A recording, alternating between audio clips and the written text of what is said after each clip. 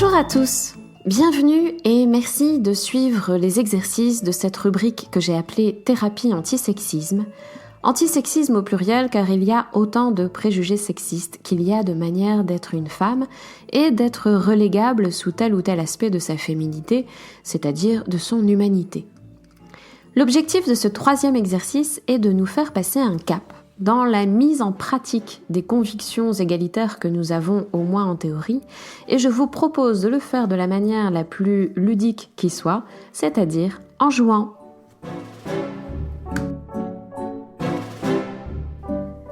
Avec l'exercice numéro 1, vous aviez sans doute pu relever des situations où des rôles et des pratiques étaient fréquemment adoptés de manière dissymétrique par les hommes et les femmes, avec une dissymétrie dont l'inversion vous aurait davantage choqué. Ces situations sociales sont bien sûr à chaque fois singulières et ne vous fournissent pas un scénario figé de ce qui arriverait toujours et partout pour tout individu. Mais ces récurrences, ces régularités se laissent observer, et les statistiques en témoignent. En aiguisant votre regard, vous avez noté des pratiques saillantes que vous n'aviez pas nécessairement perçues auparavant avec la même attention. Sans doute avez-vous observé des codes, jusqu'alors invisibles, et pourtant notoires dans les interactions pour peu qu'on les observe. Sans doute avez-vous aussi songé que ces codes sociaux encourageaient des formes de mépris, de discrimination, de dévalorisation à l'égard des projets, talents, désirs, fragilités propres à tout individu, femme ou homme. À ce stade, deux erreurs radicalement contraires sont à éviter. La première erreur consiste à justifier ces récurrences par des différences biologiques en occultant tous les cas qui contrediraient cette prétendue prédétermination biologique. Par exemple, observant que dans vos réunions professionnelles, ce sont des femmes qui servent plus souvent, voire systématiquement le café et manifestent davantage d'hospitalité, on dira que le fait d'être une femme, sur un plan biologique, la prédispose à être plus attentive aux autres que ne le sont les hommes. Ce type d'inférence naturaliste, assez couramment allégué dans l'histoire pour justifier des discriminations qui aujourd'hui nous choquent, ce type d'inférence naturaliste est assez évidemment erroné.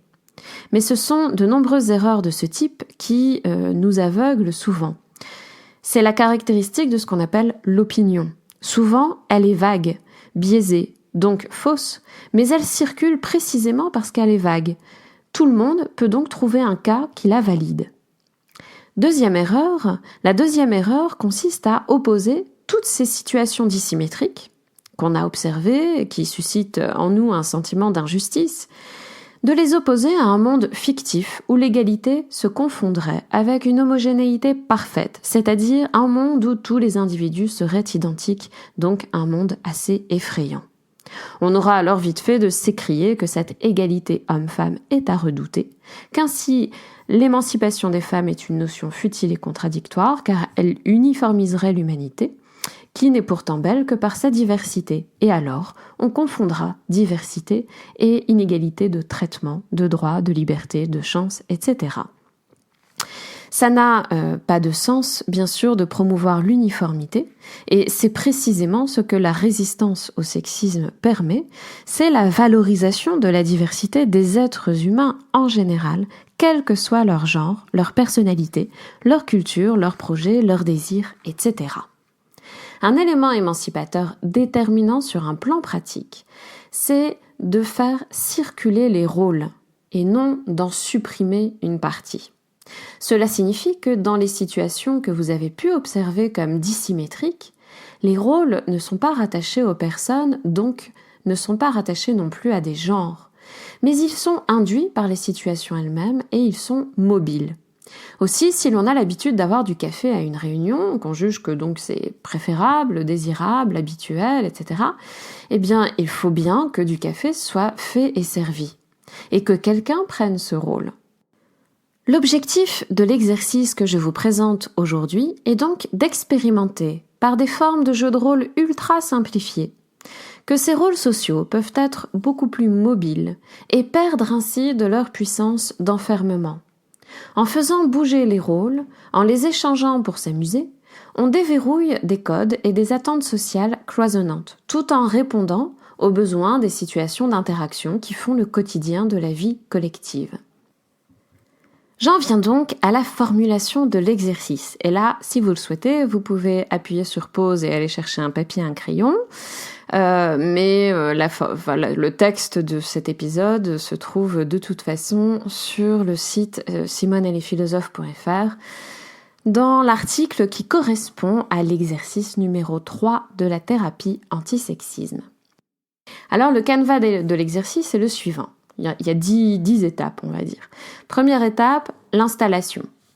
Elle est très simple, elle consiste à se poser quelques minutes, seul ou à plusieurs, si vous êtes plusieurs à faire cet exercice et même à l'élaborer ensemble. Deuxième étape, la visualisation de la situation dissymétrique que vous avez notée suite à l'exercice numéro 1. Alors vous en avez sans doute vu plusieurs. Le tout, c'est d'en relever une, de commencer par une, la relever, la visualiser en détail, cette situation singulière, donc une situation très précise, sur quelques minutes ou maximum quelques heures. Ça doit être relativement court pour commencer. Donc c'est une réunion, un dîner, un démarrage matinal en famille. En tout cas, une situation dans un temps déterminé où des attitudes dissymétriques chez les hommes et les femmes présents étaient manifestes. Selon vous, cela vous donne un scénario possible et variable de rôles saillants. Le boute-en-train, le savant, le discret, l'altruiste, le facilitateur, l'approbateur, le critique, et un certain nombre de tâches qui vont avec. J'ai bien dit des rôles saillants ou récurrents et non des personnes, puisqu'il s'agit justement de dissocier ces deux éléments. Troisième étape, donc après l'installation et la visualisation de la situation dissymétrique, troisième étape, vous choisissez un nouveau rôle. Un rôle qui ne vous est pas familier et qui est le plus souvent endossé par une personne du genre distinct du vôtre. Visualisez-en les détails gestuels, verbaux, ainsi que les attentes auxquelles ce rôle s'adresse. Attentes de valorisation, de service, d'autorité, d'écoute, de soins, de guidage, de légèreté, etc. Ensuite, quatrième étape, vous planifiez l'expérience théâtrale envisagée. Choisissez la situation future, précise, où vous pourrez expérimenter ce rôle, seul ou avec vos partenaires de jeu. Donc ça peut être une situation réelle dans laquelle vous allez tester un rôle nouveau, ou bien une situation tout simplement que vous créez de toutes pièces. Fixez cette situation dans un calendrier, de manière à en déterminer le temps de début, le temps de fin. C'est important que ça soit planifié sur un court temps. Cinquième étape, après avoir planifié cette expérience, le moment arrive et vous avez à réviser votre rôle, comme un acteur qui va bientôt entrer en scène. Vous prenez quelques minutes au moins pour vous imprégner du rôle que vous avez choisi et qui ne vous est pas familier. D'où l'importance d'étudier le rôle comme un acteur prépare son rôle. Si vous inversez des rôles entre partenaires de jeu, dans une équipe, un couple, une famille, un groupe d'amis, etc., vous pouvez vous entraider. Vous pouvez donner des informations sur le rôle que vous jouez habituellement et que vous échangez avec autrui le temps de cette partie de jeu, et réciproquement. Sixième étape, jouez-le le mieux possible, de manière à l'incarner dans un personnage, comme si vous étiez acteur ou actrice, sans avoir peur de forcer le trait. Essayez au contraire de surjouer. De jouer le rôle complètement. Par exemple, servir le café, c'est plus que verser dans une tasse. Il y a un avant, il y a un pendant, il y a un après, le rôle complet. Et implique une durée et un certain nombre de gestes et de dispositions subjectives. Septième étape, la pièce de théâtre s'arrête quand sera passé le moment que vous aviez défini préalablement, donc dans le point 4. Huitième étape, prenez un temps pour échanger vos impressions sur vous-même et sur les postures des autres. Quelle résistance avez-vous rencontrée? Qu'avez-vous découvert sur vous-même ou sur les autres rôles? etc. 9e étape, planifier une réitération en apportant des compléments et des modifications à ce canevas de base à la lumière de votre première expérience. Et 10e et dernière étape, partagez si vous pouvez avec ceux qui n'ont pas nécessairement joué, de manière à les englober et à étendre de plus en plus cette désinhibition à l'égard des rôles sociaux. Alors, simplement une remarque, n'hésitez pas à choisir un exemple vraiment anodin pour que l'expérience soit ludique et possible. Si vous visez trop grand, par exemple inverser les rôles dans la vie domestique durant une semaine, vous ne faites plus un jeu, car ce jeu n'est pas réalisable. Au quotidien, on vit, on ne fait pas que jouer. Le jeu, ici, dans cet exercice, suppose une pratique de simulation qui mette entre parenthèses notre spontanéité, donc une conscience du réel décalée par rapport à la vie ordinaire. C'est l'agrégation fixe des rôles anodins qui bride la plupart des femmes. Et c'est donc en faisant bouger ces micro-rôles anodins, un à un, qu'on produit progressivement des effets émancipateurs pour toutes les personnes. Si vous êtes plusieurs, l'intérêt est de pouvoir jouer à inverser et ainsi à modifier des aspects de votre vie collective. Mais si vous êtes seul et êtes tout simplement soucieux de mettre en question vos propres préjugés, n'hésitez pas à voir en quoi ces observations peuvent vous éclairer sur votre propre rôle social et ensuite vous allez voir l'impact progressif que les changements que vous adoptez vous-même auront sur la vie du groupe, des différents groupes dans lesquels vous vivez. Un exemple non universel donc, mais très fréquent, juste pour vous permettre de vous visualiser ces différentes étapes en pratique. Imaginons donc vous êtes un homme et vous avez observé que lors de votre réunion hebdomadaire, c'est votre collègue Laura qui fait le café, systématiquement, avec le sourire. Elle prête attention aux arrivants pour leur en proposer et débarrasse rapidement à la fin de la réunion pendant que les autres discutent. Alors de fait, dans cette situation, vous trouvez souhaitable que du café soit servi, c'est bien que ce rôle soit endossé par quelqu'un. Pendant ce temps, les collègues masculins arrivent, bavardent, prennent la tasse de café qui leur est proposée par Laura en lui adressant un sourire de gratitude et ils se concentrent sur leurs propos, donnent le change avec un ensemble de mimiques récurrentes, etc. Bon, imaginons un tableau de ce type. Il y en a 1000 autres et même des milliers, un nombre indéfini. Mais prenons ce petit exemple-là. Pourquoi ne pas endosser le rôle joué par Laura à la prochaine réunion ? C'est évidemment moins compliqué qu'il n'y paraît. Vous pouvez lui en parler, lui proposer de jouer, ou lui dire avec humour que ce matin, elle n'aura pas à se préoccuper du café.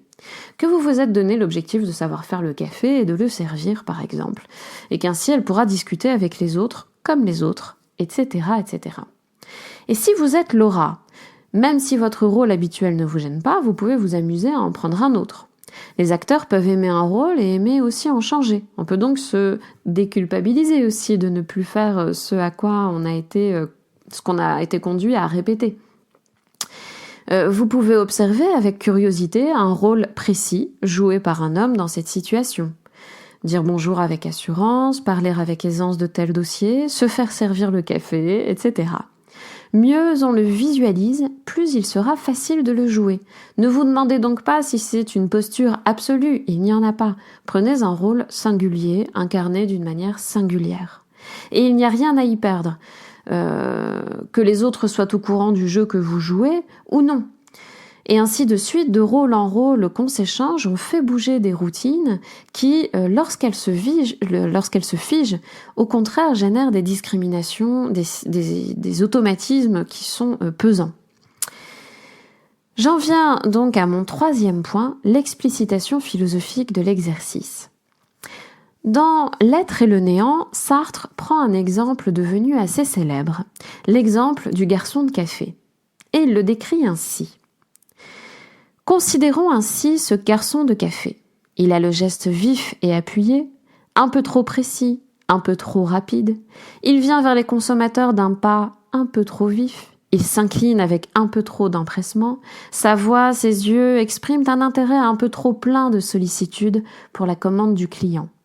Enfin, le voilà qui revient, en essayant d'imiter dans sa démarche la rigueur inflexible d'on ne sait quel automate, tout en portant son plateau avec une sorte de témérité de funambule, en le mettant dans un équilibre perpétuellement instable et perpétuellement rompu, qu'il rétablit perpétuellement d'un mouvement léger du bras et de la main. Toute sa conduite nous semble un jeu. Et un peu plus loin, mais à quoi donc joue-t-il ? Il ne faut pas l'observer longtemps pour s'en rendre compte, il joue à être garçon de café. Pour Sartre, cet exemple illustre combien chacun joue sa condition sociale pour la réaliser. Le prof joue au prof, le vendeur joue au vendeur, le policier joue au policier, etc. On accepte ainsi d'être en représentation.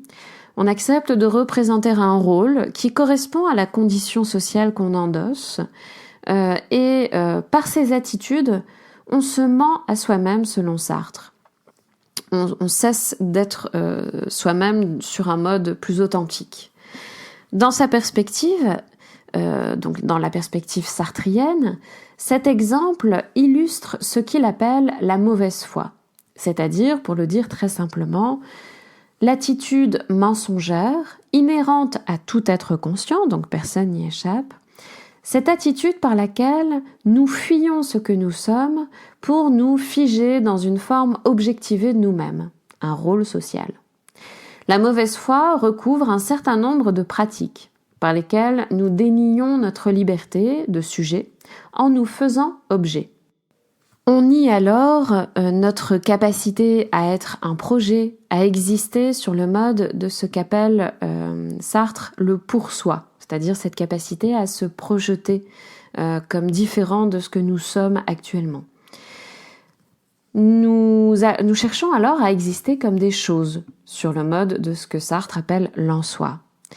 Il en va ainsi quand on se déresponsabilise. Je ne pouvais pas faire autrement. C'est une façon de dire que finalement nous existons sur le mode des objets, qui ne peuvent donc pas changer, qui ne sont pas responsables de leur devenir. Il en va ainsi quand globalement on joue à être quelque chose, comme c'est le cas ici avec l'exemple du garçon de café. On se fond dans un moule en fait, dans une forme objectivée d'existence. Cet exemple illustre très bien comment, dans les situations sociales notamment, nous adoptons des rôles qui ne reflètent pas notre liberté fondamentale, mais qui correspondent à diverses attentes et procurent un certain confort pour l'agent, même lorsque le rôle se retourne contre lui en l'empêchant d'assumer sa capacité toute singulière d'initiative. Car en prenant un rôle, on s'épargne la conscience d'avoir à créer et à assumer un acte. Il n'en demeure pas moins que si l'analyse de l'exemple sartrien nous permet de comprendre pas mal de choses sur les situations les plus ordinaires de notre vie quotidienne, sa conclusion me paraissait un peu hâtive. Et comme je ne suis pas chercheuse, je peux vous confier ma réticence le plus simplement du monde. Il me semble en fait que postuler un moi authentique qui se fuit dans des rôles sociaux n'est pas pertinent. Il n'y a pas forcément de moi authentique, séparable du moi qui existe socialement. Et qu'inversement, quand j'adopte des mimiques de vendeur pour faire mon métier, je suis ce vendeur ou cette vendeuse. Je ne joue pas seulement à l'être. Quand je joue à être prof, j'incarne des mimiques certes codifiées, observées, mais je les incarne totalement, d'une façon qui d'ailleurs peut être plus ou moins originale et qui va construire ma personnalité. Et c'est chez Erving Goffman, sociologue américain du XXe siècle, qu'on trouve une théorisation aboutie de cette métaphore théâtrale de la vie. Pour Goffman, nous incorporons notre rôle social au point qu'il devient notre seconde nature. Je cite Goffman dans La présentation de soi dans la vie quotidienne. À la longue, l'idée que nous avons de notre rôle devient une seconde nature et une partie intégrante de notre personnalité. Nous venons au monde comme individus, nous assumons un personnage et nous devenons des personnes. C'est ainsi que, je cite encore, « La vie elle-même est quelque chose qui se déroule de façon théâtrale ». Jouer un rôle n'est donc pas mentir aux autres ou à soi-même, contrairement à ce que Sartre thématisait d'une certaine façon. Ce n'est même pas simuler quelqu'un que nous ne sommes pas. Nous pouvons sans doute vouloir changer de rôle pour vivre d'autres choses, mais nous ne pouvons pas ne pas vivre pleinement comme personne le rôle que nous jouons. Donc, ce rôle que nous sommes. Pour Goffman, nous interagissons avec les autres sans créer de toutes pièces les rôles. Ce sont les situations objectives d'interaction qui induisent des rôles toujours socialement construits. Nous faisons ainsi comme des acteurs de théâtre. Nous jouons notre rôle dans un scénario donné avec d'autres rôles donnés, en réponse donc à la situation qui est construite. Nous endossons un rôle pour répondre d'une façon qui nous paraît appropriée à ce que nous percevons comme des attentes sociales dans des contextes donnés d'interaction. Or, si nous sommes le rôle que nous jouons, car ce rôle nous construit et pour Goffman nous fait devenir des personnes, nous n'avons pas pour autant à nous y enfermer. C'est aussi pour cela que jouer un autre rôle que le sien, quel qu'il soit, est libérateur. Ça nous distrait de nos comportements quotidiennement répétés, et c'est enrichissant, ça nous permet de visualiser toutes les postures possibles. Continuer à exister comme des personnes, c'est justement continuer à faire bouger les rôles que nous endossons, et c'est sur ce point qu'appuie cet exercice. Dès lors qu'on a conscience qu'il s'agit là justement d'un rôle mobile, et non d'une prédétermination personnelle ou genrée, on peut se donner les moyens de comprendre comment l'ajuster et comment coopérer autrement dans les situations d'interaction, ce qui est donc une base de ce qu'on peut viser comme une émancipation collective. J'espère que vous vous amuserez à faire bouger les rôles, à les réinventer, à les faire tourner. Et n'hésitez pas à laisser des commentaires sur simoneetlesphilosophes.fr pour proposer vos différentes expérimentations, tant sur le format que sur les informations que ça a pu vous donner ou les sentiments que ça a pu susciter en vous.